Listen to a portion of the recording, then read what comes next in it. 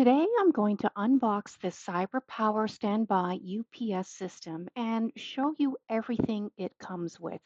This one is 360 watts of standby battery power, which is more than sufficient for what I need it for.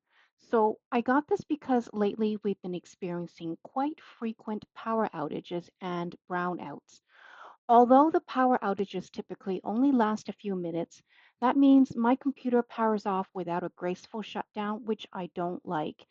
And if I happen to be in the middle of some work, I pretty much lose the work unless I'm constantly saving.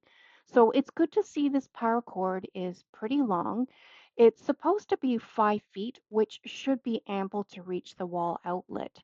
And looks like it also comes with a USB-A and USB-B cable, which I probably won't need, but I'll save it just in case. Here's some instructions on how to replace the battery. Hopefully, I won't need to worry about this for a while. And here's the user manual. At a quick glance, it tells you how to install the UPS system. All the steps are numbered and it looks pretty simple. And they also offer some troubleshooting tips. So let's go ahead and put this aside for the time being because I want to take a look at the actual UPS system.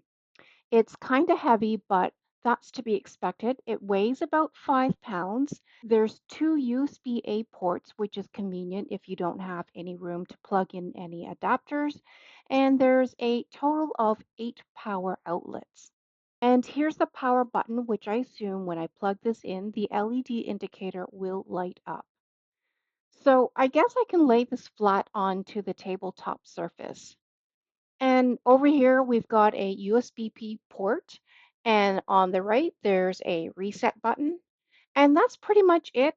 I'll come back in a follow-up video after I've had the chance to charge it up and connect my devices to it. And then I'll let you know my final thoughts on this UPS system.